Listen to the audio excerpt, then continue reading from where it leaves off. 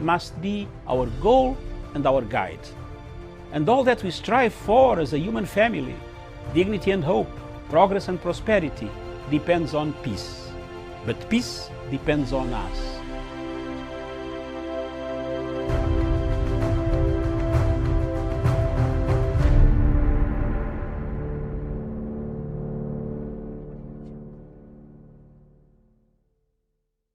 Good morning, viewers. Thank you very much for the delayed program. We had a few technicalities this morning, but we have come back. We are in the fighting mood now.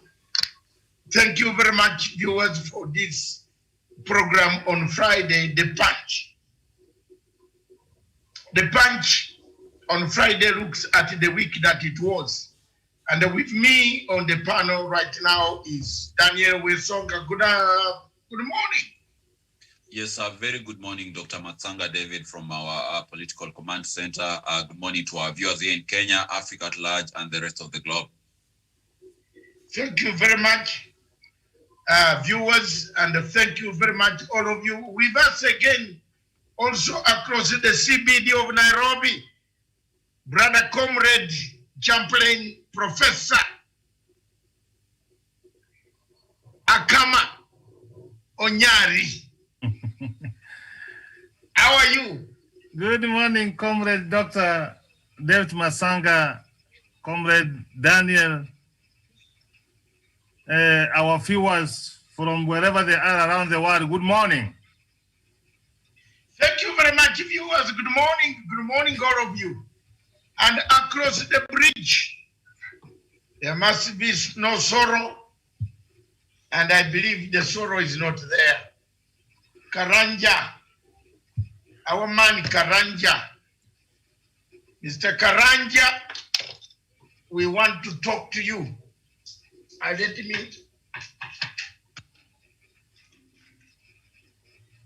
Yeah.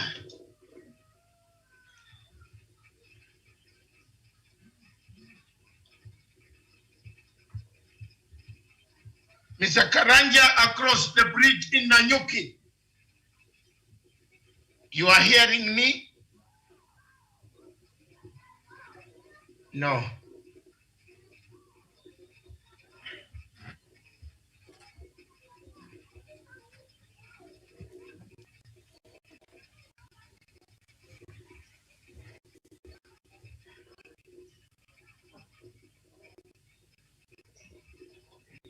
We request the studio to be putting, sorry, the studio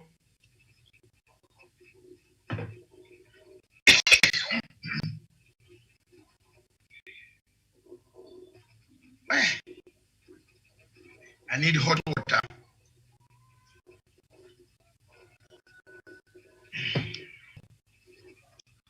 The studio to be putting on our newspapers this morning. I don't have the copies because today somehow I did not receive any. So good morning, all of you. Thank you very much. Wesonga, can you read us the topic, please? Yes, thank you. So I'll just be taking our viewers through the topic of today. And whatever we have for the day, we have the newspapers headlines, which our technical team will be able to bring to our attention, and then we shall also be looking at the week that was, and that entails Amina'S bid, what went wrong, and also what lessons do we remember from the past. So that will entail the significant question of is AU dead? Is elections for AU chairperson a charade? And also who is fooling who in this in all this matter?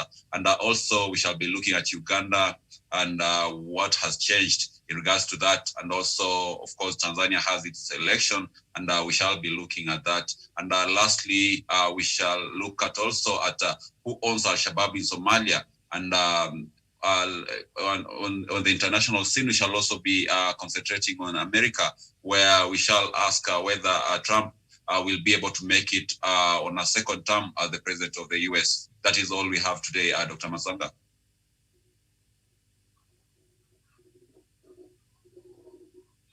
Yes.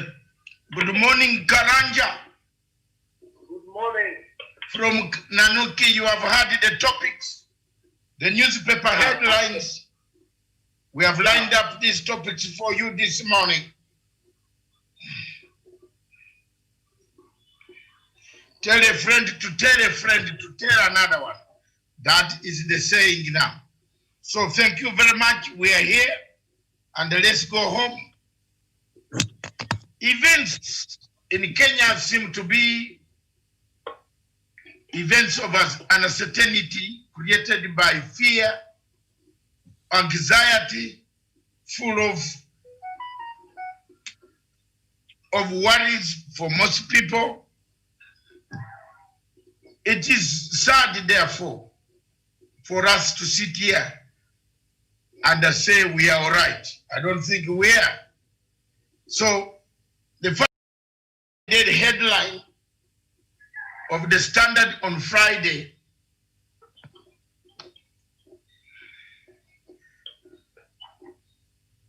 I don't know why it is not coming.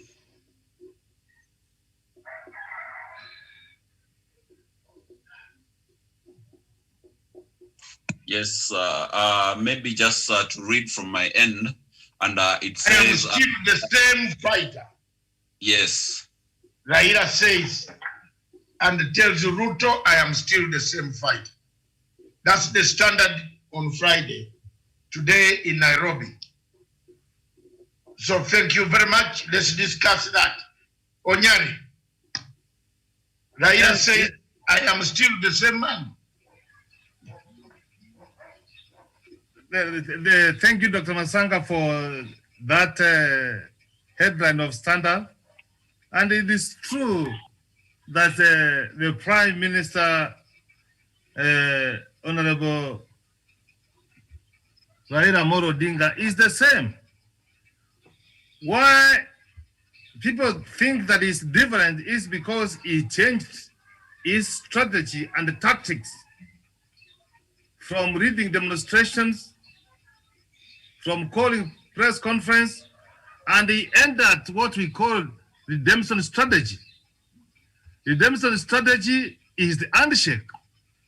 When you handshake someone, Dr. Masanga, you become closer to him. You don't shake someone when you are far. You shake someone when you are close to him.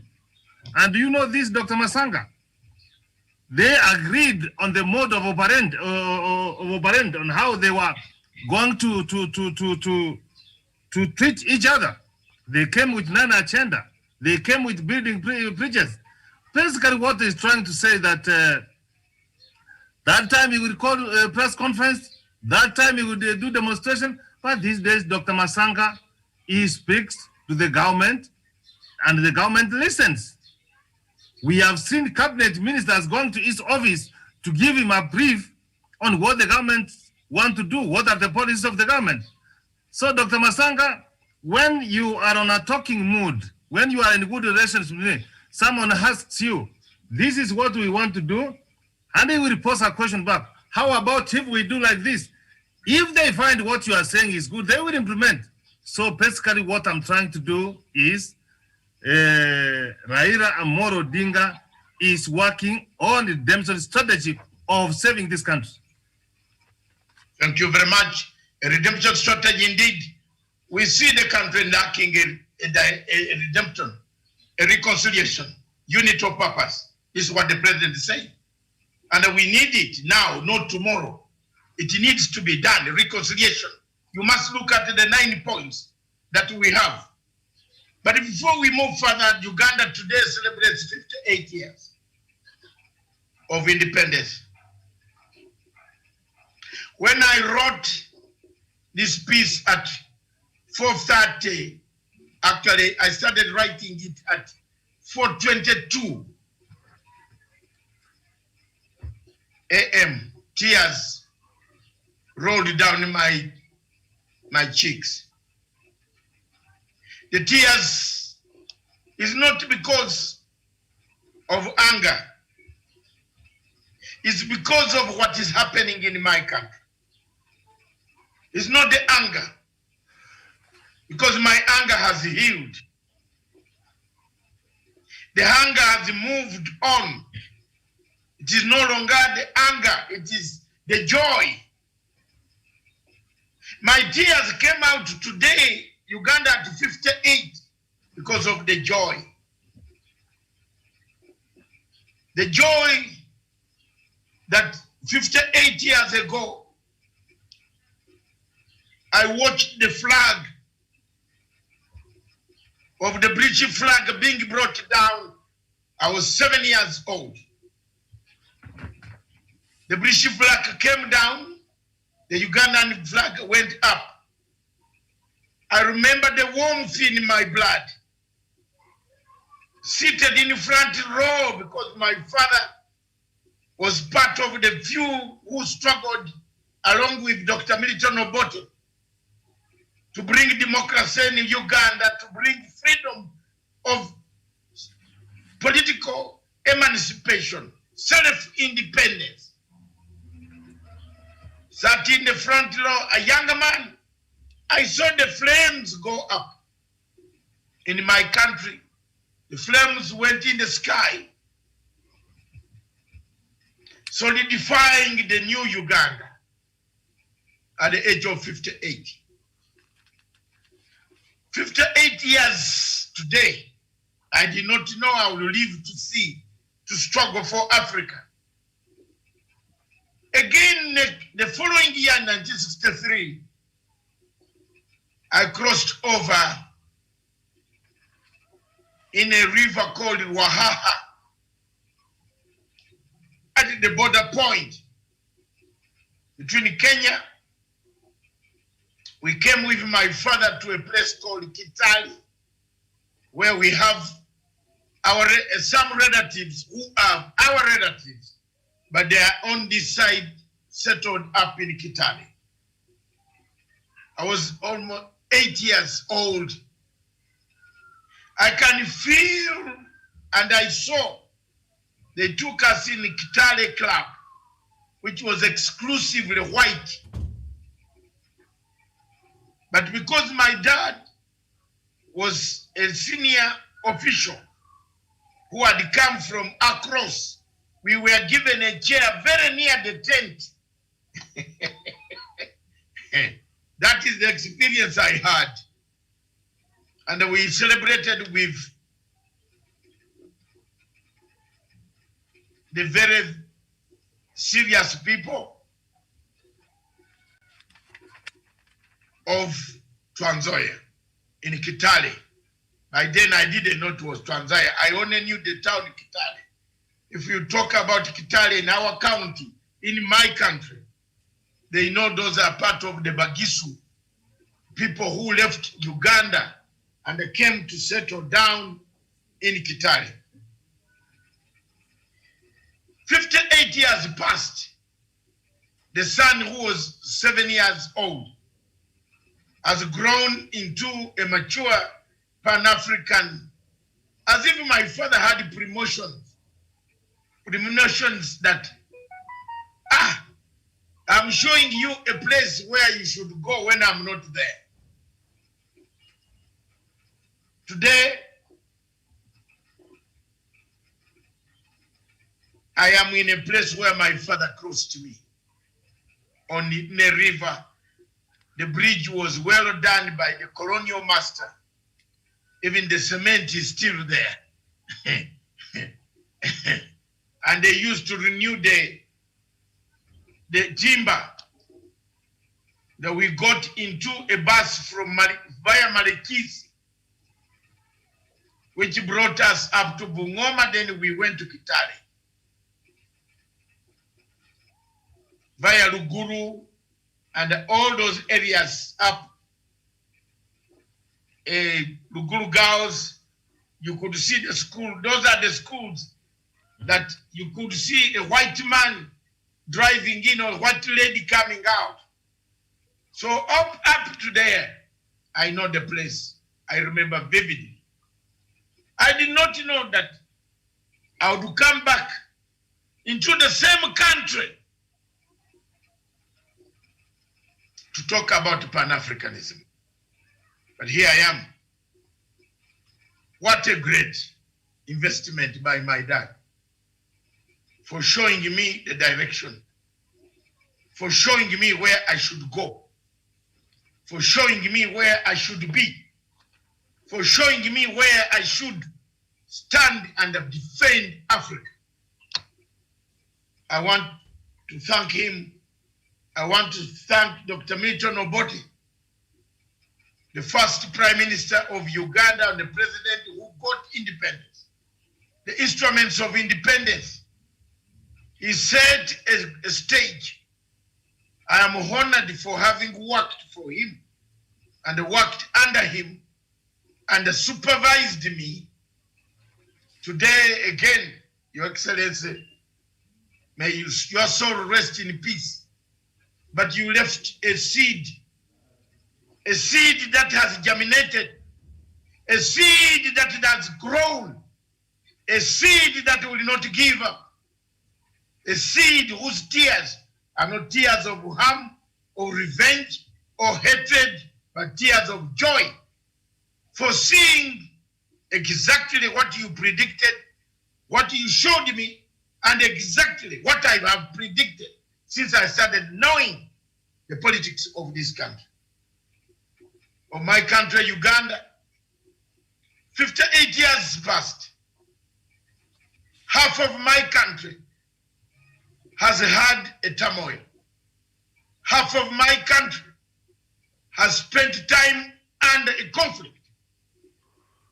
conflict brought about by the same signs that you see down in Kenya today. We have suffered 20 to 30 years of conflict, wars, military coups, assassinations, killings, abductions. It slaughtered our country. Our country was slaughtered because of the signs that you see in Kenya today. And I want you Kenyans first on this show, shut up, let me talk now. Because I have gone through it. Tell them. It is the joy that you see me, a man who has gone through it, a person who has fought, who has tried, who has restored political parties. What Ruto is doing today, he has never, I have done it before. It is just like a student. I have struggled for political parties to return. They came back, succeeded. Single-handedly, together with others in London. You can check my voice of conflict resolution expert, Dr. Matanga, on BBC, CNN, ITN, Sky News. Internet does not lie. The only thing that has changed is the volume of the body, but not the volume of the voice. The voice has become louder. The body has maybe become bigger, but I have not lost my focus. I have not put hatred in my delivery, in my search for final destination of our people. Not because we cannot search peacefully. I decided to search peacefully. And that search peacefully, one day will rise and shine again. But you don't dismember a country because you want to lead it. All of us here are presidential material, if Ruto didn't know. We are, or most Kenyans are presidential material. You are not the only one. You have not been anointed. Then why do you go to church to pray if you have already been anointed? Why? Look at me. I've struggled. I've been several political assassination attempts. 22 of them have been tried on me, including poisoning, including sending women to kill me. But I've survived. Look at me here. Not because of hatred, but because of the love and the heart I have. The heart not to revenge. I've lost my father. I've lost my wife in the process. Not because they needed to go. Not because they needed to go of the disease. But they were forced to go. But you have never seen me upset. Even when I see the tormentor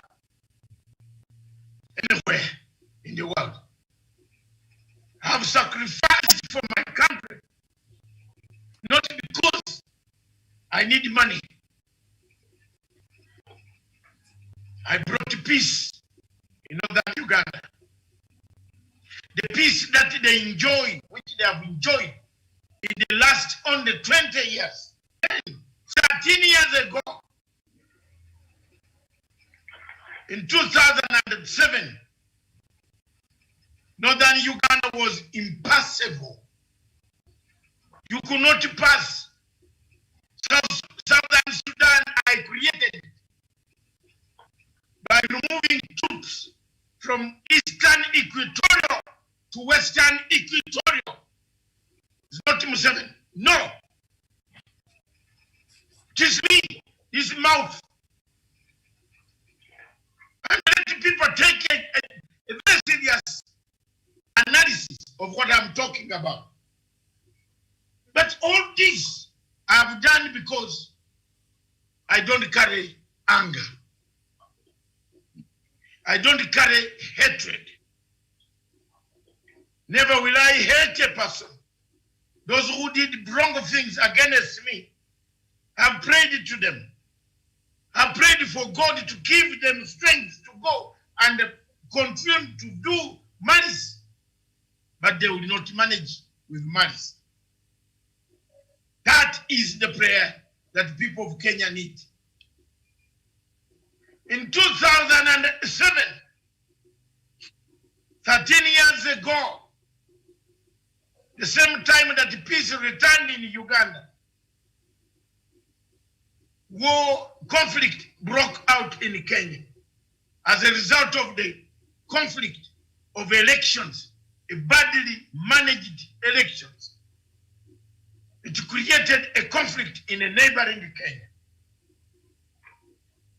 But the neighboring Kenya where I'm speaking from is the Kenya that we now look at.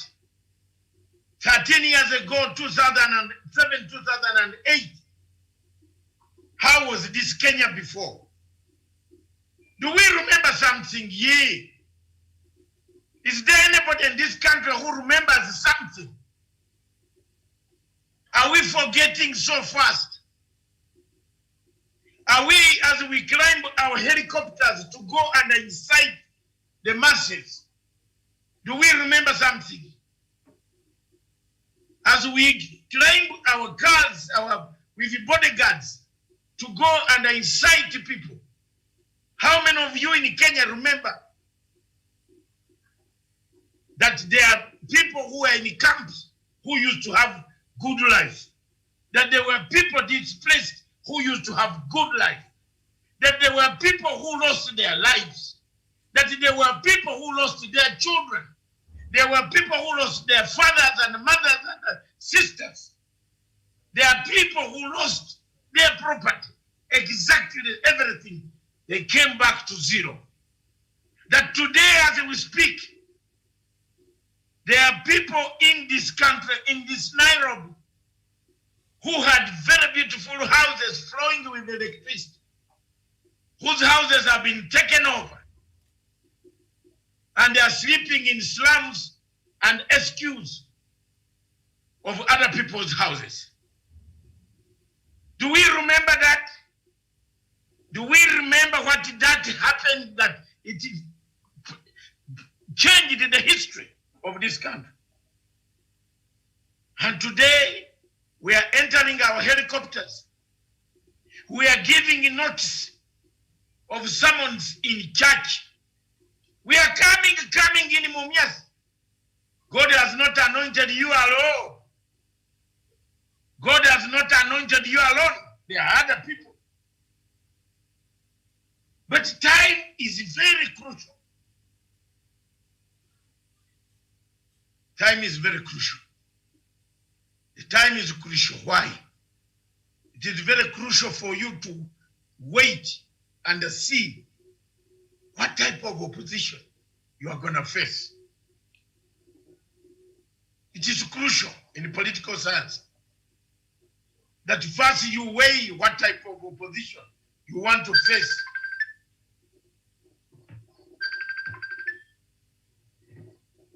You don't fight. You don't fight what is difficult to fight. You weigh the type of opposition that you want to fight. We have lost this direction. We have lost the direction that this country goes into a wrong direction. As I speak now, we have been caught up in catch-22. We don't want to move forward. We don't want to move forward. Don't want to move backwards. We are still giving notes.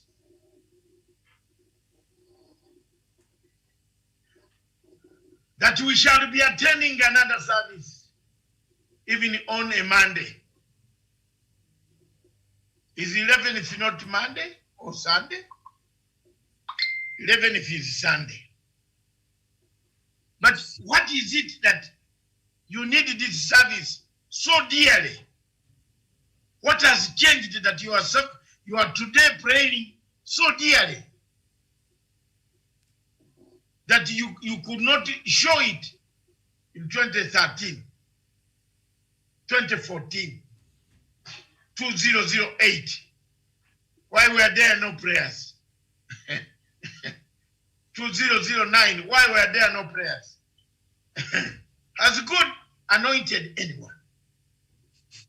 Do you remember anything? My sermon today is, do you remember anything? That's all. My fellow African Kenyans, do you remember anything that can teach you that it is very bad to hurtle a country towards a conflict? Thank you very much, Professor. Thank you very much. Daniel, thank you very much. Karanja. Yes. Let's begin with you. Then I come to a Songa. Karanja. Yes. In point format. Yeah. You remember something? Yeah, and it's unfortunately that people don't remember what happened there. 2007, and life was lost and property was destroyed. And today I jumped into a video that was today about the Battle of Bad of 2007. And I tell you, people suffered a lot. People lost their lives. And I tell that those people were not the bad guys. And they ran there, and I feel that too much the fight telling and showing that he went there thinking that is where we get refugees. And when we see people in church of Uganda, whether they want to give those churches to present, so that's where they get even more hopeless because they were banned in the country where they ran. Therefore, these are things that are real, these are things that happen. And the Kenyans still have those stuff, but thank God because they have forgiven them or those parties forget. Therefore, we must learn a lesson from what happened to the people and we should train ourselves from taking that route that we take us to that kind of a scenario. And this is so unfortunate when we see our leaders going around the country, giving handouts that are used to reward Kenyans so that they could something with the government that was elected itself. And we can do just in Kenya that are the taxpayers, the best that is inside and the fight from outside. And another big question that we asked, and somebody was telling me that the wheelbarrows that are being donated, this is something that the majority of Kenyans can buy for themselves. So these people are using those wheelbarrows who are especially here in Nairobi, where they use the wheelbarrows as they are potatoes. It's something that we have bought by themselves. And I think that it's something that you're given as a leader. If you're giving out, it's something that ordinary Kenyans can try for themselves. Then one part to be a leader in the first place, because we don't give Kenyans something that they can afford. A leader is supposed to give Kenyans something. Kenyans, they're supposed to give Kenyans something that they cannot afford by themselves. And that is big roads, that is healthcare, that is infrastructural development, that is training, that is food security, that is food security, and so on. Therefore, when we give wheelbarrows and give opportunities and give experience and the legal, those are things that ordinary Kenyans can afford by themselves. These are things what ordinary Kenyans can afford by themselves, and that is education, that is good. That is the payment of teachers and good salaries and our taxes. That is something that the leaders is what they are doing, and that is the call, a wake-up call to our president. And that it should keep policies, these things that the ordinary Kenyans, we Kenyans cannot afford by ourselves, but these policies that will do a country. Okay. Okay, thank you very much. Karanja, you have enumerated quite a lot of things, and I believe the panel has had. Boss, Daniel. Yes. Yes, tell me.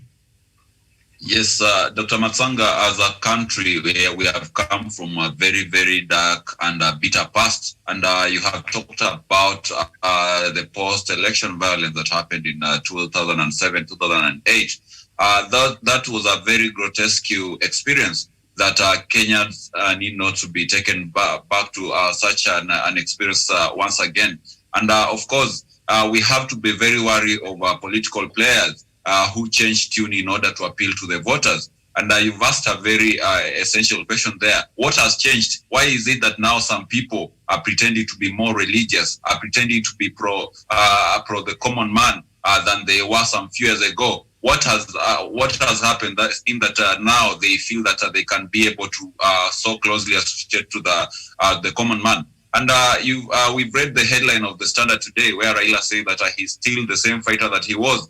And of course, true to each, Raila has been a proponent of change since the times of multi-party democracy in 1991. And his record is very clear. He fought for the benefit of common man, for even the freedom that all of us are enjoying today to air our divergent views. That was brought about by the pro-democracy advocacy that was spearheaded by Raila and a few others during the Nyayo era. So I think it's not very honest for the deputy president in particular to claim that now he's being a pro common mwananchi when history tells us otherwise. And he has no record of any democracy, fighting for democracy. He has no record of standing up for a common mwananchi. And to talk about the wheelbarrow that he's giving out today, you know, I tend to look at it as a kind of opium, some kind of putting those who we give the wheelbarrows some kind of indebtedness, so that wherever they are, they live knowing that they owe someone something. And that pertains the 2022 presidential election. So to me, I don't think it is very essential for even the people that are receiving the wheelbarrows. I remember when you were growing up, at least every home had a wheelbarrow. And because at that particular time, the agricultural machinery had not evolved to a certain extent, so people relied more on wheelbarrows. But talking of the 21st century, when we have a lot of technological advancement. It is of no use to give a young man a wheelbarrow without telling him or her what to do with it. And that is what I think it is a shortfall in terms of leadership. And this kind of narrative is only serving to polarize the country as we head to the 2022 general election. And I think the steps that have been taken by the National Security Advisory Committee and President Uhuru Kenyatta to curb on the early campaigns is a good thing for Kenyans. And whatever message we are also relaying on this television station, it serves the purpose of uniting Kenyans and avoiding the country to go back to the ugly past that we had before 2007-2008 elections. And Dr. Matsanga, you were very, very pivotal when it came to the ICC cases. And I believe as a person who paid a price for those cases and who really endured a lot during that time, you will not be among the first person to wish that a repeat of the same occurs in 2022.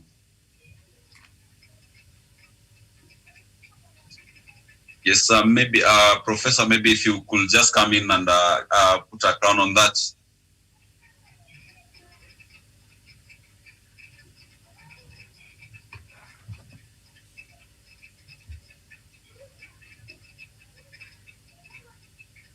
Yes, maybe, we can check the headline for the Daily Nation, and whatever the Daily Nation post ahead in their headlines today is it says the Daily Nation says tense moments as Ruto. Actually, rather, Professor, when you look at the Daily Nation there yesterday, it talked about the cabinet meeting that occurred yesterday under President Uhuru Kenyatta, and there were speculations that the fellow cabinet ministers called on the deputy president to resign rather than being in a government and sabotaging the agenda of President Uhuru Muigai Kenyatta. I'm just trying to get the gist of it and be able to read it, whatever the Daily Nation had to say. And it says, storm in cabinet, Ruto told to quit. I don't know what is your comment on that, Professor Charade Onyari. Yeah, Daniel, that's good. And I don't want to rely on rumors. I don't sit in the cabinet. I'm not privy to the proceedings of the cabinet, but from the actions of the Deputy President Daniel, yes, he ought to do one honorable thing. He doesn't need any of the cabinet colleagues to raise a point. We have already said the bar, we have already said from here that since he's so much obsessed with the 2022 campaign, which has started prematurely, why don't we have him released so that he can have more time to concentrate? Because right now, when you know, the cabinet, you have what we call the corrective responsibility. The cabinet cannot say this, and you are doing the ordinary. The cabinet cannot come out with the protocols of the Minister of Health. They say wear masks, and you see going to the contrary. The government cannot come with the empowering policies of the young people through Kasim Mtaani, through Youth Enterprise Fund, through Women Enterprise Fund, and then you are coming with wheelbarrows. So from where I sit and what I'm seeing the Deputy President doing is inciting Kenyans against the same government is serving. So the most honorable thing he can do, let him not wait for his cabinet colleagues to ask him to resign. Let him do so, and they could have done that way, not today, not tomorrow. He could have done the other day. Yesterday, 2 days behind. And, that's my take, Daniel, and that's my understanding. Yes, and of course, Professor Charade Onyari, yesterday after that headline came out, I was online and I saw immediately some few minutes after it came out, the deputy president himself tweeted and termed such a headline outrageous and something ludicrous. And he told that hiyo ni ya kufunga nyama. And such kind of claims coming from the deputy president. You remember at the onset of the row in Jubilee manifesting itself, he was among the few political players also who came out to claim that there was no rift in Jubilee, and his relationship with his boss was quite intact. But as things unveil with time, it has come to appear that there is a very, very wide division between the deputy president and President Uhuru Kenyatta. Do you see such a statement from the deputy president to be a bit dishonest, considering the prevailing condition and the political landscape as it is right now? All along, Daniel, the deputy president has been very dishonest. You cannot see the honest in him. He's only trying to be a trickster of what he is. He calls himself an Asura, and the Asuras are tricksters. They know how to trick you. They know what to tell you. They know what to want you to hear. So Daniel was from where I sit, and from Jubilee. He said there's no rift on honest. He said, but remember from Jubilee, Dr. Daniel, the mechanism has already begun. The management committee of the party has sat down and they have come with a resolution. And the cabinet has told him to stop the area campaigns. So from where I sit, when I'm seeing the neck for Jubilee Jubilee party going to sit down, and if they are going to implement that resolution and adopt it, Daniel, I can see the deputy president is done and he will stand himself to blame. Nobody else. He will not blame anybody else because he has been asked to stop other campaigns and is not willing to stop. So what do you do? If it is him to vacate office and go and concentrate on how he become a president. He has been saying that he's a kingmaker. He made Raila Odinga the prime minister. He has made Uhuru Kenyatta the president. So it is high. The time is right for him to go and make himself the president. So the sooner he gets out of government, because the Daniel 2 years is a longer period in time when we talk about development. We need to focus. We are having COVID-19. It has interfered with the economy. We need to reactivate our economy. So we have got no time to be going to be giving wheelbarrows and Mongoten, Daniel. Yes, and perhaps you talked about the NEC, the Jubilee Party National Executive Council Committee, where Raphael Tuju the other day was advising it to remove or to dismember the deputy president of the deputy party leader of the party. And with the deputy, let's say that in a circumstance where he has been dismembered as the deputy party leader of the party, what implication will it have to the position that he's holding currently of the deputy president? Do you see a scenario where there will be a lobby for him to resign as the deputy president? Daniel, from where I see, there are two ways you can get out of the position of a president or a deputy president of a country. One, you can be impeached by the National Assembly and be adopted by the Senate. You go home. Or alternatively, the party which sponsored you, which gave you the opportunity to stand as a president or a deputy president, once you don't live to the ideals, you don't support, promote the manifesto for the party, you don't want to work as a team, you don't want to promote unity, you don't want to foster good relations with the rest of the people in the country, you are going against the cabinet resolutions. Daniel, the party can have no confidence in you. It will remove you from any other position, because when you go to disciplinary sections of any party, Jubilee inclusive, the party has whatever right to discipline you. So if it triggers the mechanism, Daniel, there is no court which can help you. It will always refer you to the party. Did the party tell you to do this? Did it follow the procedure? Was there notice? Was there the minute, the agenda? Was it discussed? Was it resolved? Were you given the law of natural justice that you appeared before the committee to defend yourself? If those procedures, Daniel, are followed, from where I sit, the goose has already been cooked. Yes, indeed, Professor Jared Onyari, quite a very interesting analysis there.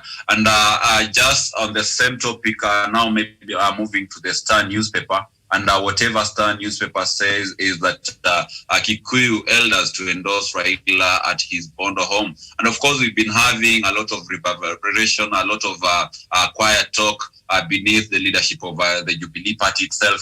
We've seen interviews where the Jubilee Vice Chair, David Murathe, has openly proposed that it is time to give Raila a chance to lead this country as the president. And what he famously referred to as a Mandela moment was fast approaching. So do you think there is a very deep plan by the state rather and also the Jubilee Party to hand over leadership to Honorable Raila Odinga, and that is why perhaps William Ruto is facing such a turbulent times, both in as the deputy president and as a Jubilee party leader?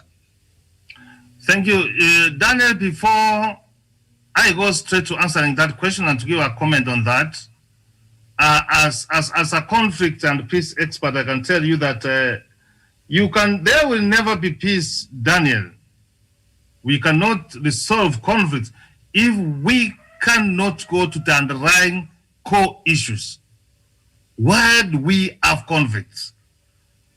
We don't just try to treat symptoms. No, we go back and start dealing what are the underlying core issues. Daniel, what I can only see this is that, you know, the colonists, the preachers, people, they wanted Jaramogi Oginga Odinga to become the president of this country. You know this. They were calling Jomo Kenyatta the leader of darkness. They were calling Kenyatta a terrorist. But Jaramogi was very true. He called him, he's our leader. Call him what you may. Remove him from Kabenguria, let him just come and make the government. He was very specific that it is Uhuru na Kenyatta. It is Kenyatta and Uhuru. The independence came to Daniel. Unfortunately, they did not move on. We saw 2002. Raila came and said, Kibaki Tosha. So to be very honest and to be very straight and a decent and a good gentleman and ready, Daniel, this idea of changing people should stop. So if the elders now wanasema benye wase chambo yaribiki, and if something goes wrong, we will ask the elders when this was taking place, where were you? So from where I stand as a conflict and peace expert, Daniel, and as a very good historian, listen to what elders are saying. We must have this Mandela moment if we have to take our country forward. Daniel is, William is relatively a young man. There's time on his side. He has not contested from this for the president of this country. I don't know how I can get him. And I have no problem with someone who has got ambition or someone who is aspiring. But what I have a problem with is when you have what an excessive ambition, you don't want to listen, you want to do all that you want to do to get that seat. So how I wish that Daniel, I would accompany those elders to be part of the history in the making. Because we must go back to the underlying core issues at independence. Where did things go wrong? So that we can have the opportunity to correct Daniel. Yes, quite a statement there by Professor Jared Onyari, who is also a conflict resolution expert. And I have just given us a perspective from an expert point of view. And of course, this country is bigger than any other political player. And that is why many commentators see the need of having a very, very amicable approach when we are heading to the 2022 presidential election. But Professor, going there to the Star Siasa section, it talks about, it asks, is William Ruto still a threat to the dynasty? And I don't know why we have the media houses have to keep on perpetuating this narrative of the dynasty or the hustler narrative. What's your take on that? Then let me just use this analogy to answer you. There was this old man who was telling his grandson that wherever you see housefly, you kill it, because it is very dangerous. So this is what the grandchild knew, that wherever you see a housefly, what do? You kill it.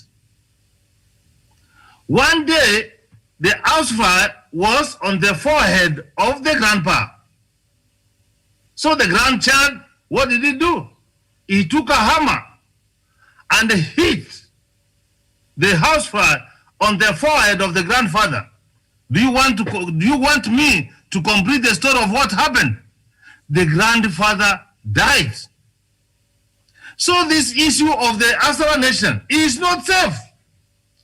These people will go for him. He's not an Asara, Daniel.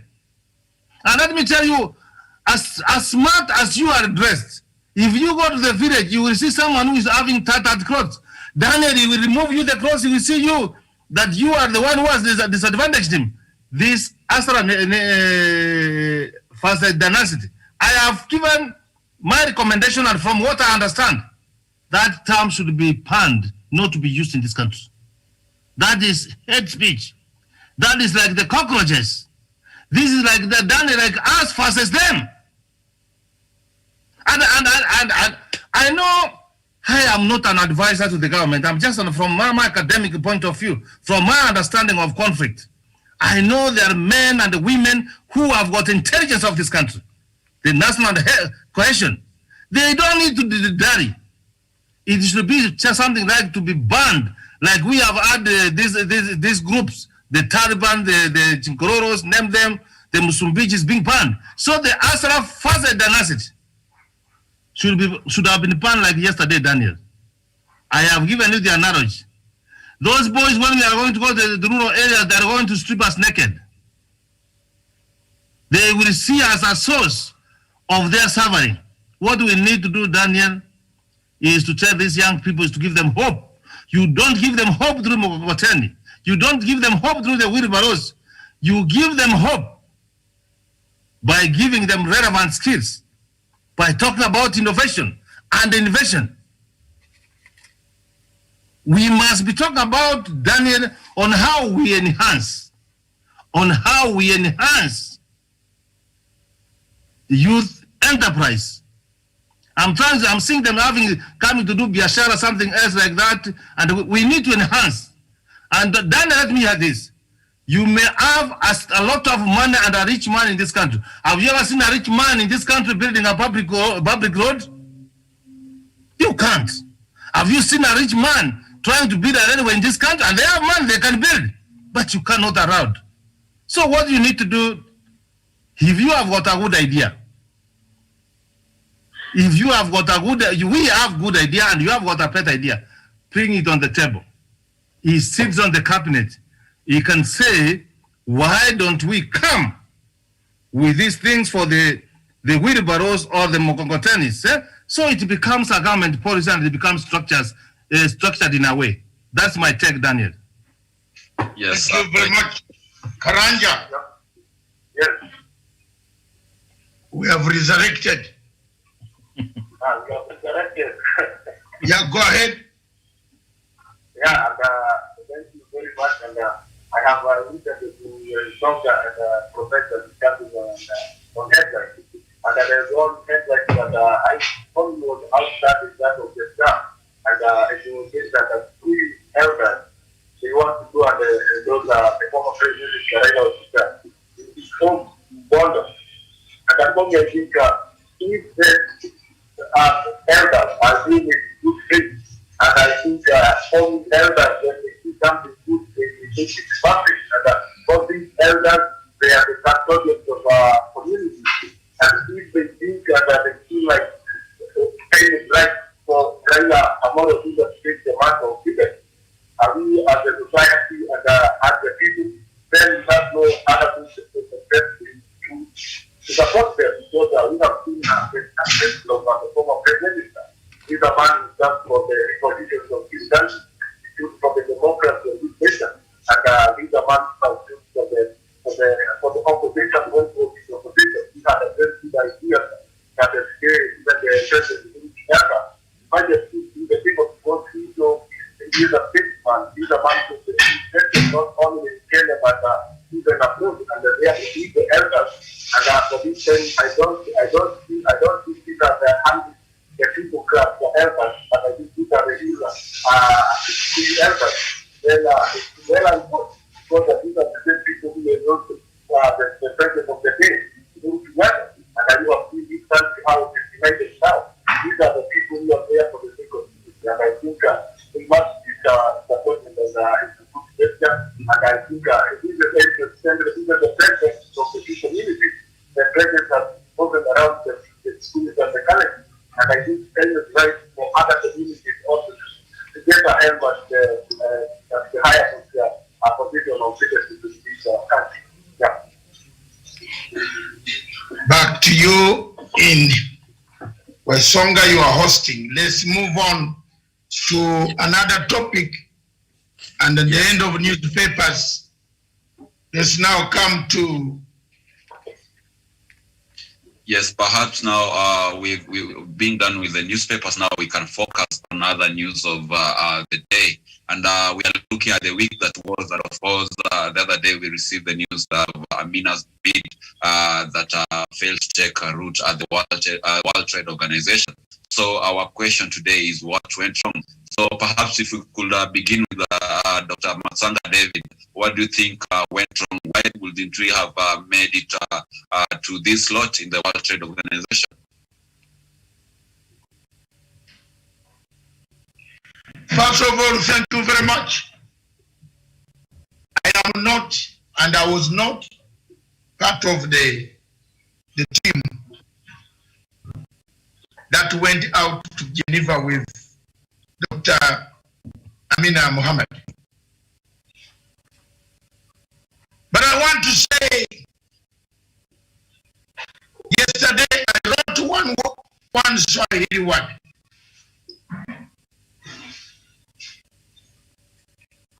And I want you to repeat it.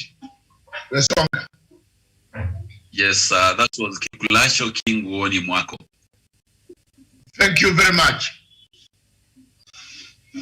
That summarizes all what I want to talk. So I'm finished. Yes, so I have finished. Okay. Mr. What is her name? Is Professor Nyani? Yes. You want me to add anything more? Yeah, you want me to say something? Let me just have this. No, do you want me to add? Okay, let me add.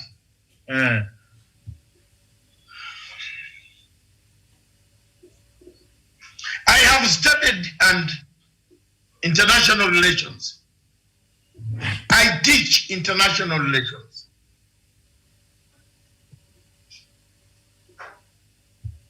It was not, and it was not going to come.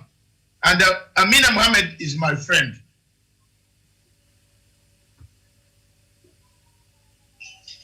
She's my friend. And I want to say here publicly, the next time hear what friends tell you.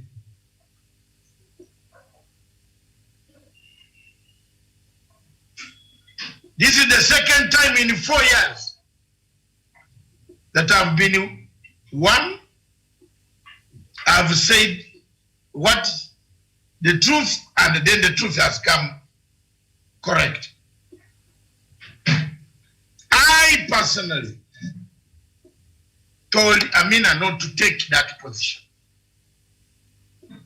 She's there, and let her listen.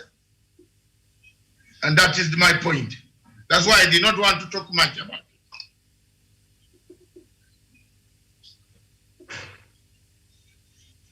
I have studied international systems.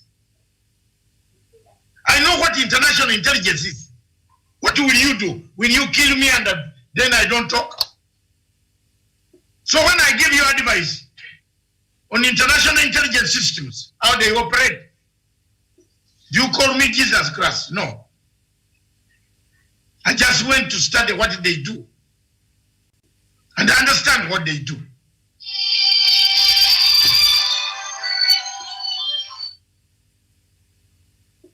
I have studied international intelligence systems. I know what WTO can do. I know what ICC can do. I know what International Court of Justice can do. There's nobody here in Sub-Saharan Africa who can challenge me on an exam on international relations, and he beats me. Try, let's go.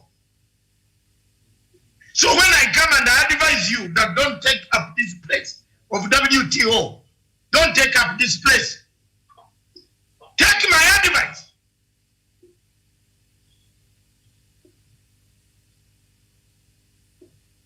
I was very firm as a friend. I'm a great friend of Amina. I have no regrets. She's my sister. She's my great sister. Apart from my sisters whom I have, she is a sister. It's like another girl in Kalenjin called Kiki, Sakaja's PA. She's like, I take her like my sister. They did so many of we work on those bases. Because there are people I worked with in this. On ICC, we did a great job, I and Amina Mohammed. Nobody can rob that history. She was a great foreign minister during the time of ICC. We did a great job. We secured our people. Our people came back. The people who wanted them killed are today enjoying. You think I'm happy? Do you want me to talk, Professor? The people who wanted Uhuru Kenyatta never to be on outside prison are the people enjoying it today. Those who wanted Ruto to be imprisoned, they are the ones Ruto is giving money to buy wheelbarrows and then he put some money in the pocket. We did our best. We did our best. And when I come to give advice, take it from me today. There's one thing you cannot throw a matanga on. International relations, international diplomacy, international intelligence systems, how they move. When I told people here in February that Africa be ready, was I wrong? Was I wrong, Onyari? No, you are right. I wrote a piece, I wrote a letter to all these presidents of Africa. Those who took my advice, their countries have not been badly devastated. Those who thought I was a shouting mouse in Beba, the rat that is in the church, watching the bishop, counting money downstairs. That's what they call me. They call me foreigner. Fine. But when I give you advice, take it. Kenya had just won a seat at the United Nations. in Africa. It was impossible. Can we now talk? It was impossible for Kenya to be rewarded another piece of an old world nature. It was very wrong. I told Amina, I'm sorry. Don't talk to me about it. Do your things as you are my sister. We meet. When you have gone through, God will help you. And I want to warn some people. There are people who have been calling. You expected the world again to crown you with another United Nations similar body, a bigger body, the same body, bigger than now, functional with money, functional with decisions. You expected people again to pass. I want to take this opportunity to thank Britain. I want to thank the Prime Minister of Britain, the people of Her Majesty, the Queen. They voted for Kenya.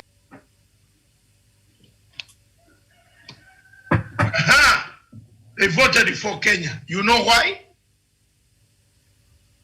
Britain will never leave Kenya to go down. They voted for Kenya. The 27 other states of European Union in full block, they voted for Nigeria and eliminated South Korean. So,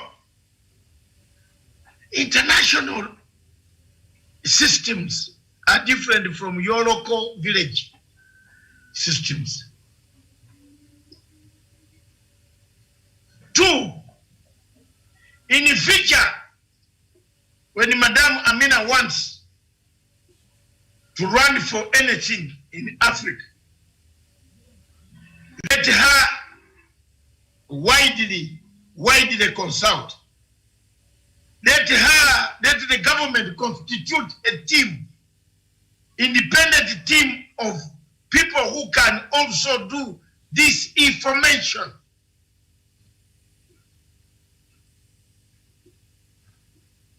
You must not go to such an international arena without a department of this information.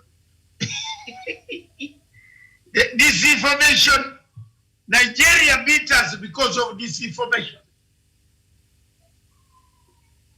They pay. Kenya doesn't pay. Mnataka nizungumza ya ukweli? Kenya doesn't pay. Either they pay and the money. I saw this in AU. You want me to tell a lie? In AU we had, oh my God, I don't know. You know, spiral binding. A document, people had to struggle to spiral that document, bind a document to supply. Surely, and the country has spent millions and millions of dollars that I saw of shillings. We lost AU. We have now lost WTO. We had no department of this information. And I speak the truth. Let President Uhuru Kenyatta hear me. There was no department of this information. Any international person like me, when I went to dismember the ICJ judge, that's a department of this information. Very tough. I investigated him in Brussels. I found where he touched the woman's matiti. I put in the video. And that is the department of this information. That command there, the judge there. The woman said, I showed this video. He can't become, he should not be there. I said, bring the video. You can't go to international arena with nothing. What were you doing there? And this thing kills Kenya all the time. I better speak about it. Because Amina will not get annoyed with me. Because I told her, you will not get this seat. And we did not speak. For all this time, we didn't. I said, I don't want to know. You will not get the seat, and that seat will not come. Weigh this, weigh that, weigh that, weigh that. Kenya has just got one flag. It cannot be given another flag. The truth is, if it was not COVID-19, the Commonwealth to sit in Rwanda, the Commonwealth wanted to select a Secretary General. And that Secretary General would come from Africa. And that African country is Kenya. Thank you very much. You wanted to hear more?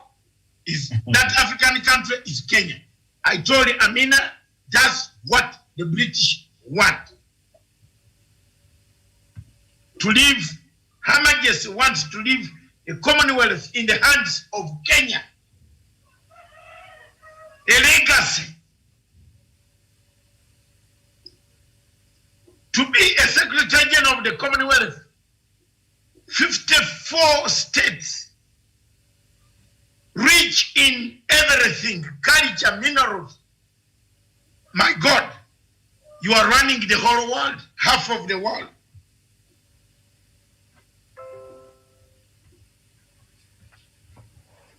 I did not hesitate. I brought it to her and I told her that's what it is on international wires. If you don't want, go.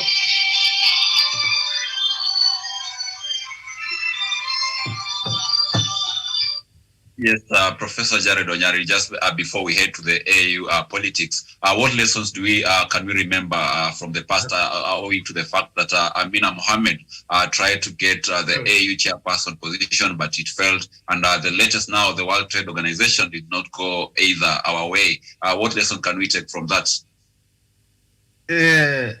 Daniel, from the word go, I did say it here. But as patriotic, as nationalistic as I am, I cannot speak ill of my country, no matter what. But I said here that sometimes Kenyans, we are ambitious. You can remember that? And Dr. was able to correct me. He said, no, it is good. We are a go-getter. Even the one for African Union chairperson, we were not to get it, Daniel. Mwencha had served for 10 years as a vice chairman for African Union.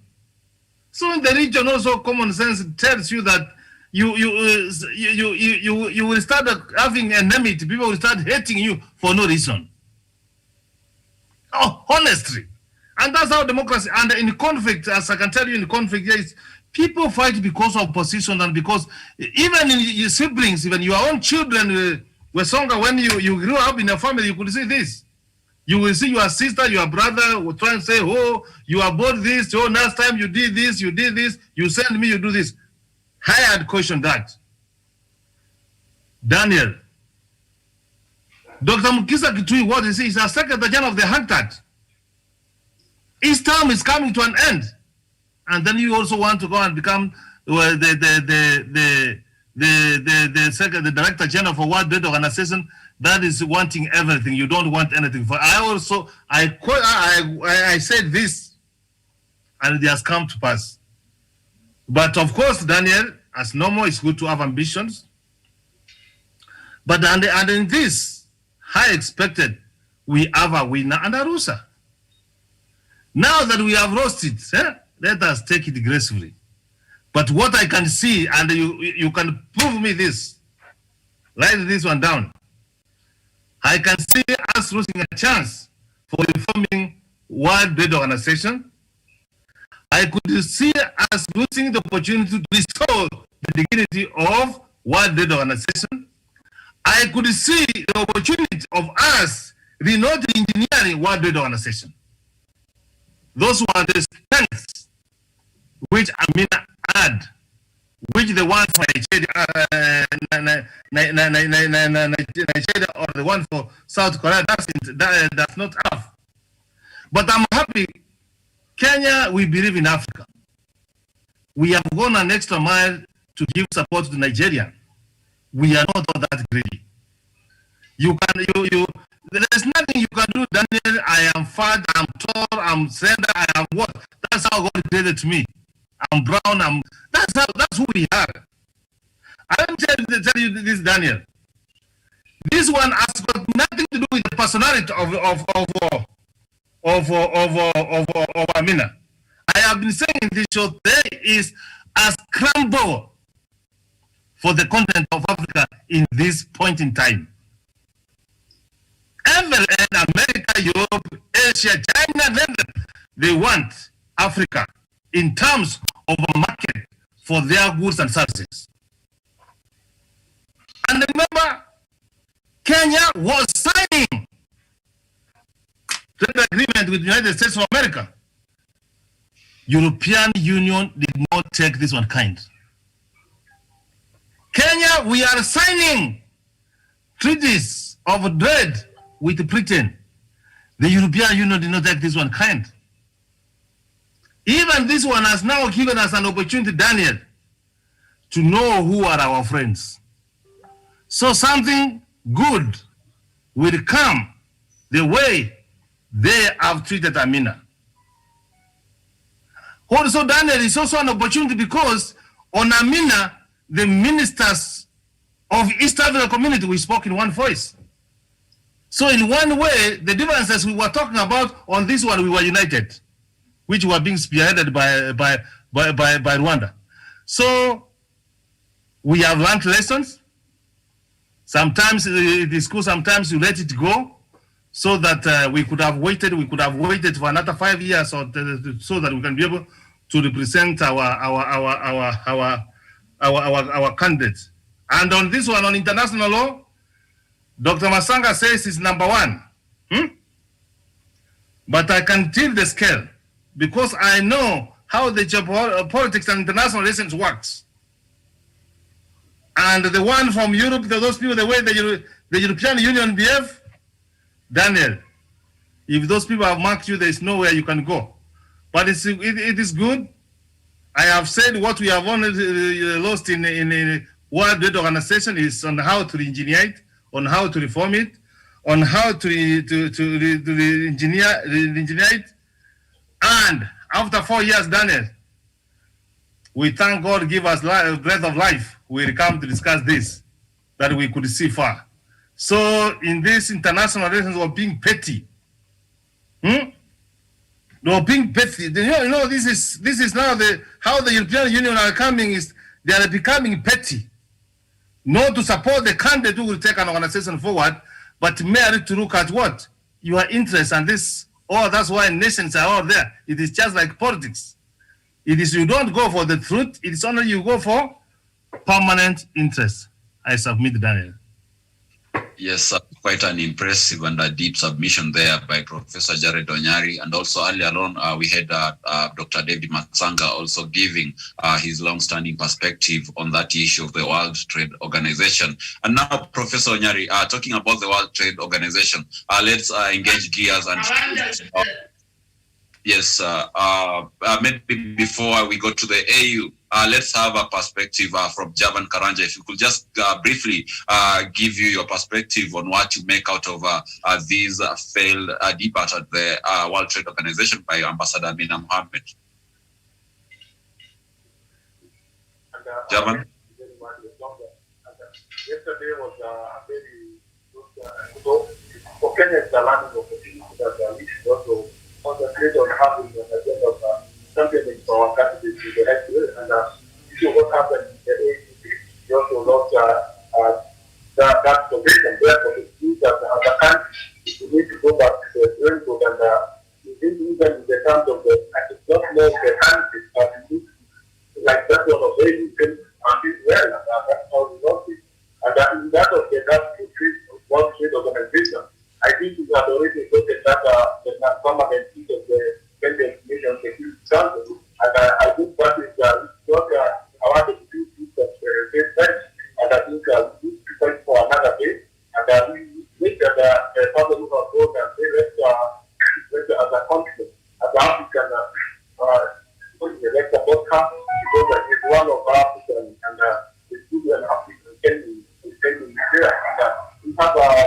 have our marketing power together in Africa.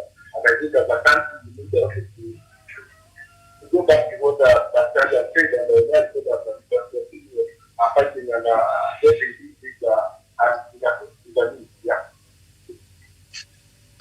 quite an impressive submission there by Javan Karanja from Nanyuki, of course, agreeing strongly with what Dr. Matsanga David has said, and of course, Professor Charade Onyari. Now, Professor, when we look now at the, we cease to look at the World Trade Organization, let's now focus on the AU. And we have an election coming up at the African Union. Do you see this as a charade, or maybe is it going to be a credible election for the African Union? Daniel, thank you for that good question. We have discussed this one before. When we have got the selection process which is being frauded, Daniel, what do you expect? What do you expect if someone is in office and he rigged himself? He short-list himself. He does not tell, in the interest of transparency, this is the number of the people who made the application. This is the number of people who showed interest for the seat. These were the qualifications and the criteria, Daniel. This is the number of the people who have been shortlisted to face the panel of the interviewer, to be being interviewed. So, Daniel, in the absence of that, what kind of credit or what kind of marks do you want me to award? I would only say this is a fraud. This is a failed process, and we are saying that we are going to pursue Musa Faki up to the end. We are not going to allow him, and I have been making a personal plea, Daniel, to African leaders. This content, Daniel, is their need of leadership. You see, the 27 European countries were able to come together, and they have been able to screw us properly, with no mercy. Daniel, we are 2 candidates from the continent of Africa. We are 54 countries. Where is the African leaders? Where is the African leadership of coming forward and say, guys,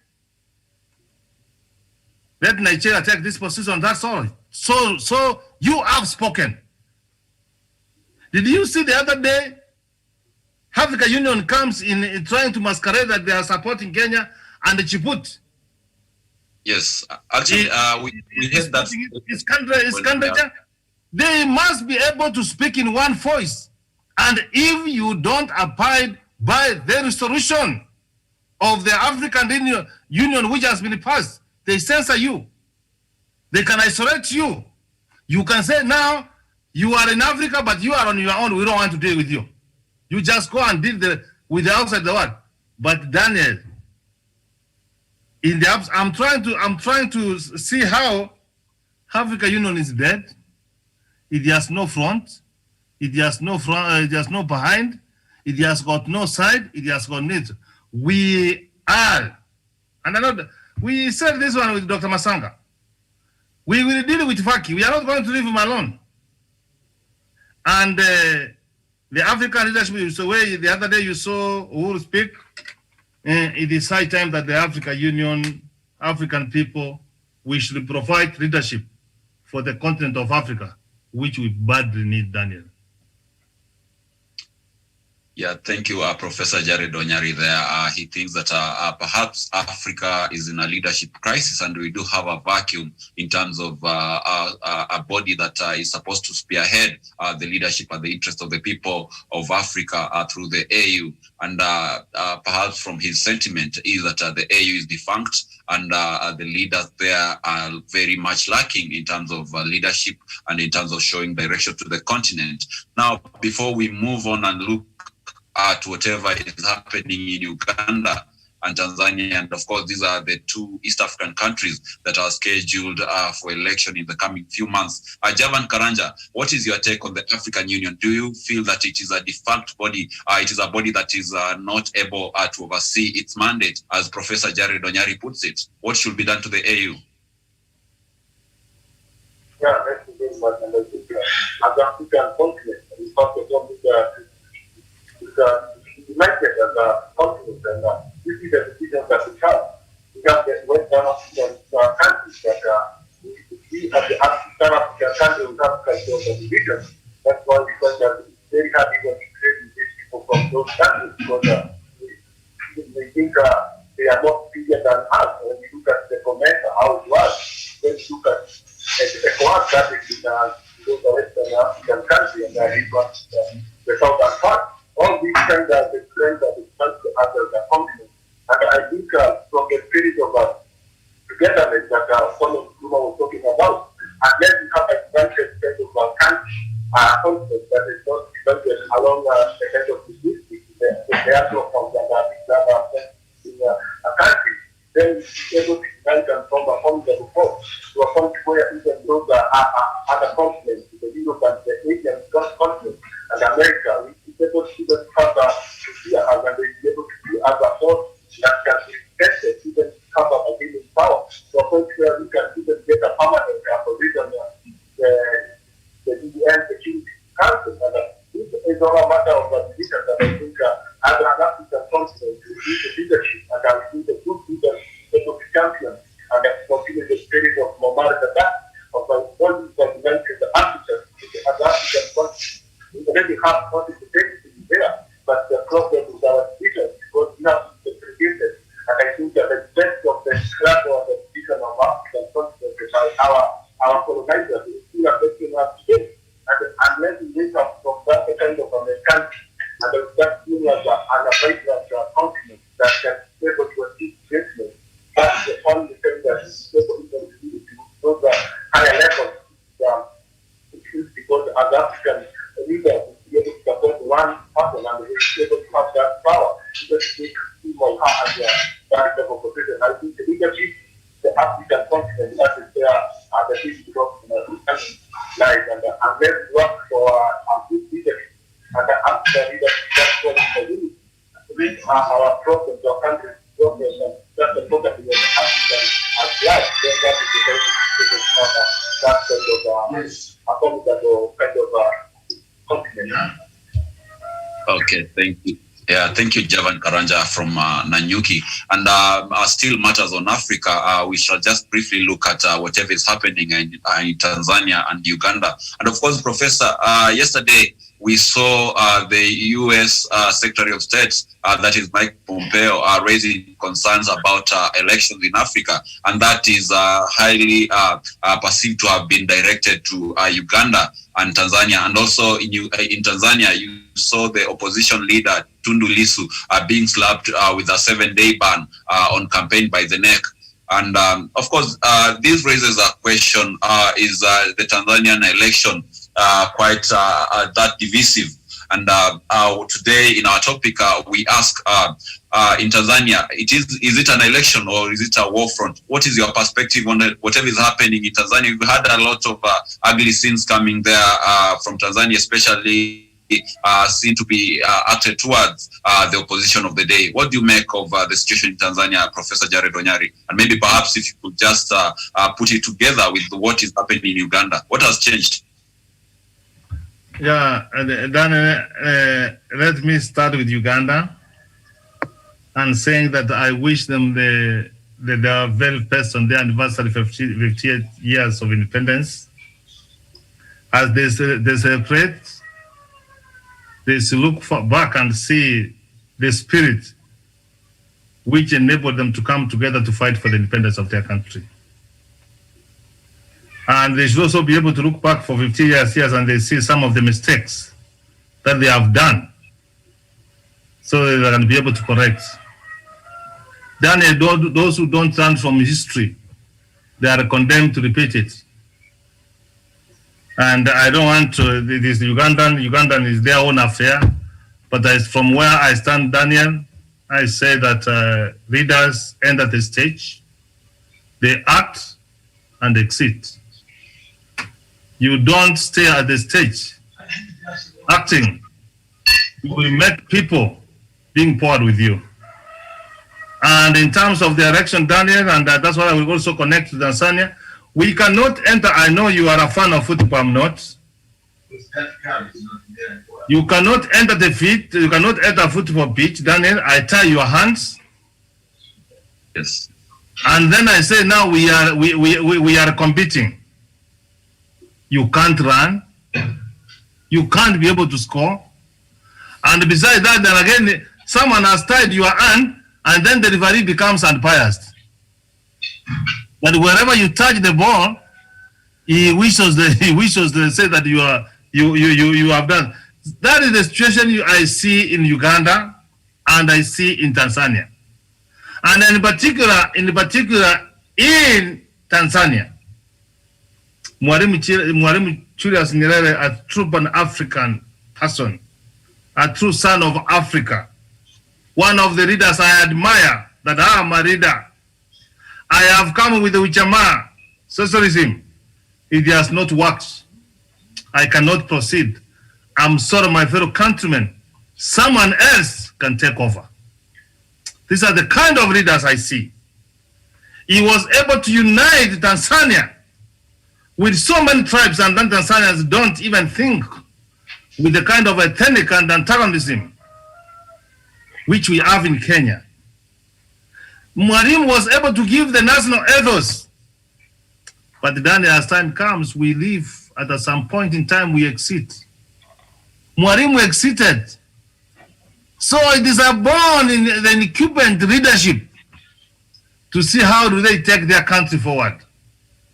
From what I'm trying to see, Daniel, you can't continue boiling water in a sufuria and you have covered it. And you keep on boiling and adding fire. It will reach a time, Daniel, when it will throw that reed and take it for free. As an expert, it cannot be this year, it can't be tomorrow, but Tanzania is headed into a serious conflict because you cannot mistreat people. We cannot go for an elections when we cannot address our supporters. We cannot campaign freely. Why don't you announce yourself as an opposed? And then we start thinking on how we are going to handle you. That's what I have to say about Tanzania. And I hope Magufuli is listening to me. Tanzanians are listening to me. For heaven's sake, for the sake of Africa, let us do things right. Let us see how we build our countries. Let us how we promote peace and security and stability in the continent of Africa. A safe Tanzania is good for everyone. A safe Uganda is good for everyone. A better Kenya is good for the region. The stability of Burundi is great for everybody. And the Rwanda the same. Southern Sudan. So the African leaders, what they should know, there is a point in time you will come to exit. What you will remember is on how you treated other people. And I know you will get out of power. The people whom you have mistreated, they will be in power one day. Let them not have that spirit of revenge, but a spirit to reconcile and make sure that they take their country forward. That's what I have to say about Uganda. That's why I have to talk about Tanzania. And my fear is all the resources, positions we have in the continent of Africa is enough for all of us. Politics is just an event. Election is just an event. I've always been saying, why don't we spend more time on social development of Africa, the economic development of Africa, and spend less time in political development? I submit, Daniel. Thank you, Professor Jared Onyari. And of course, they are painting a picture of a very tilted playground with some players playing with their hands tied on their back, of course, showing strong arm tactics used by the governments of the day back in Uganda and also in Tanzania. Javan Karanja from in Nanyuki, what do you make of Professor's perspective? Do you think that these elections, which are scheduled to happen in a matter of months, both in Uganda and Tanzania, could be a possible source of conflict in those respective countries? Yeah, and thank you very much. First of all, let me make this clear. Uganda, Kenya, Tanzania, both need to capital community. And when one country is not there, all of us govern. Like when one part of the body is not there, the whole body is covered, the whole body is the things that is not a vacuum, and this is what is happening. And so our Uganda really celebrates the year of Kenya. But I don't think there's a big game. But something here when they have under the leadership of the president.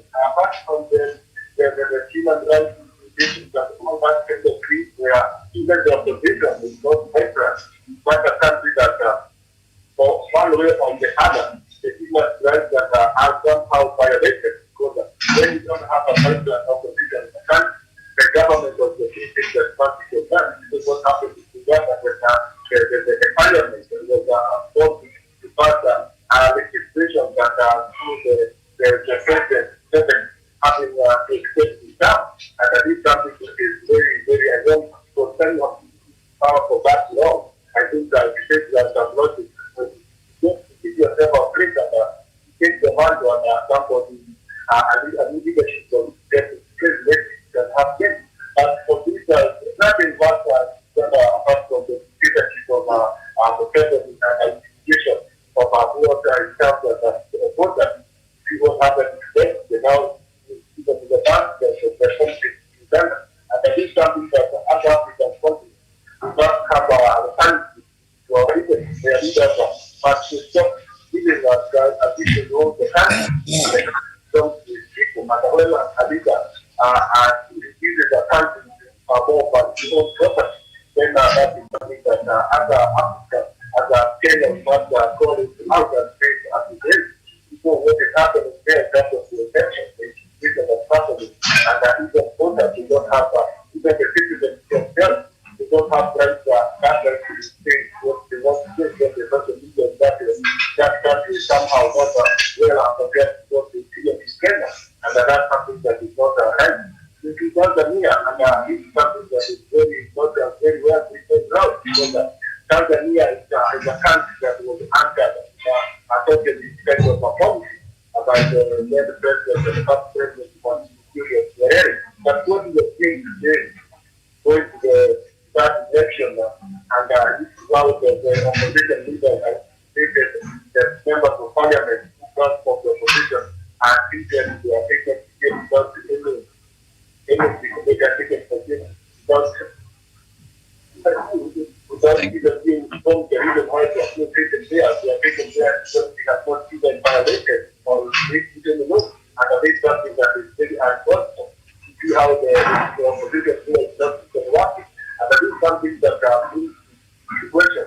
This thing of having to determine kind of election itself is something that is the case. This is what happens in Kenya in 2 seconds. And that is not the reason we want our brothers the kind of we have to show them as big lovers, show them as the people who support the community kind of agenda. And when the government of the state starts violating and they give it as a kind of thing that have led to those capitals, it's something that we cannot break the state. The people of Tanzania should be given an opportunity. Yeah, thank you, from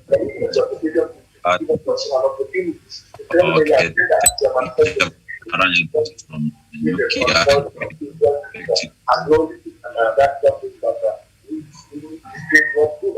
I think that they should be given a platform so that the Tanzanians can have a choice to take based on where it's from the kind of information. Yeah. Thank you, Javan Karanja there from Nanyuki, giving his extensive perspective about whatever is happening in Uganda and Tanzania. And of course, him and Professor agree that we have genuine concerns there in that the opposition of the day has not been given a fair field of play by the government of the day, and they need to really check on that lest we have a crisis in both countries.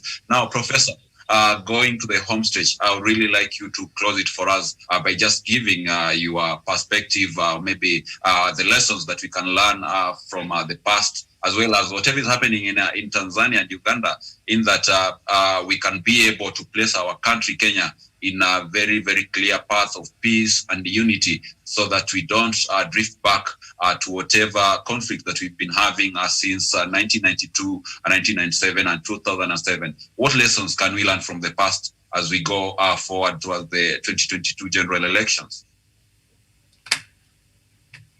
Thank you, Daniel. A great lessons that we can learn that a stable and a peaceful Kenya is good for everyone. And a peaceful Kenya is a good place in the region. And because of our strategic position, and you heard what Dr. Masanga said about Britain and Kenya. Kenya is not just a country that you can wake up and then you start distributing wheelbarrows and you are left with. This is a serious country because of our strategic positions. If you harm Kenya, you have destroyed Somalia, Ethiopia, Sudan, Uganda, Democratic Republic of Congo, Burundi, and Rwanda, and Tanzania. And even up to Cameroon, Daniel. If Kenya is not stable, Dr. Daniel, you will have the Alshabaab and the terrorists walking from here to up to Atlantic Ocean. So a stable Kenya, a peaceful Kenya is good for everyone. And no matter what, let us come together and have a redemptive strategy on how we take our country forward. It's good to reconcile. It's good to forgive. It's good to learn that after some point, Daniel, where are the founding fathers of this nation? Why do we want to destroy Kenya, which has been built and which was fought for? So what I want to do, Dr. Daniel, here is that let us embrace the redemption strategy. Let us have the PBI report and see what we can use it to take our country forward. This country is enough for all of us and the people in the region, but it's not enough for one great individual who is trying to say it is me, it is I, it is myself. In Daniel, you can't be myself. Time has come to say that everybody has got something to do in this country. Time has come for us to see that we need to engage Daniel. We need to discuss. We need to have a conversation on how do we build a stable Kenya, which is good for everybody. Let us not leave anyone behind in this endeavor. Every voice matters. Whether it is for our sisters who are in Kenya, whether it is for our friends from all over the world. Remember, Daniel, the world has become a global village. The language which the young people want to hear is the language of innovation. Is the language of invention. It is the language of information technology. It is a language that how can we restore our country? It is a language on how we can engineer our country. It is the language on how we can be able to reform our country. It is on how we can put food on the table for all Kenyans. That's what the young people want to hear. How do we reform our education system? How do we have relevant skills and knowledge to face the challenges of 21st century? Daniel, we are not going to be poked by this ethnic, narrow-minded thinking. This high time, Daniel, we look at the national ethos. It is high time, Daniel, we deal about corruptions, which takes almost a third of our budget, which goes to the pocket of individuals. It is high time, Daniel, we fix the divisive elections in this country. God has been so keen and merciful to us in the past, but he will not continue giving us the opportunity. It is high time, Daniel, we learn on how we share our prosperity. It's very important, Daniel. We know what are the rights and responsibilities of the people of Kenya. Daniel, it is high time we have to realize what are our national ethos. When can we be patriotic in this country?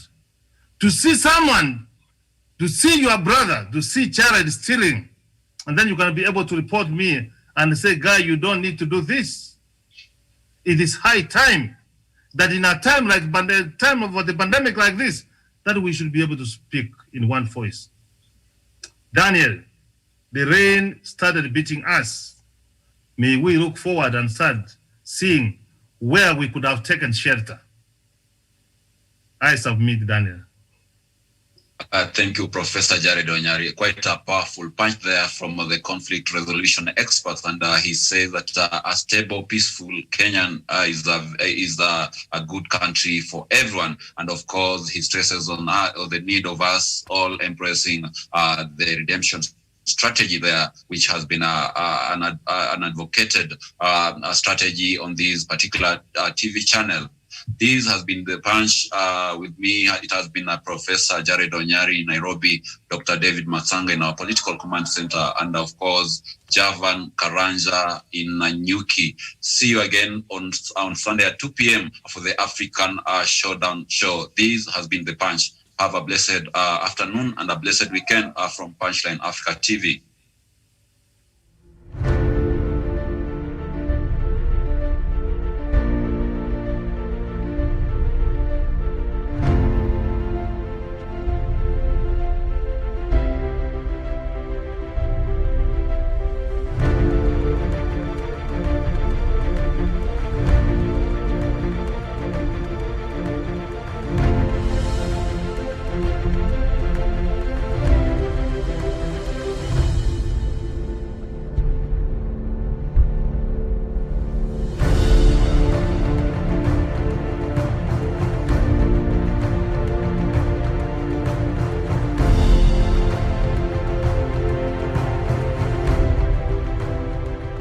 Peace must be our goal and our guide.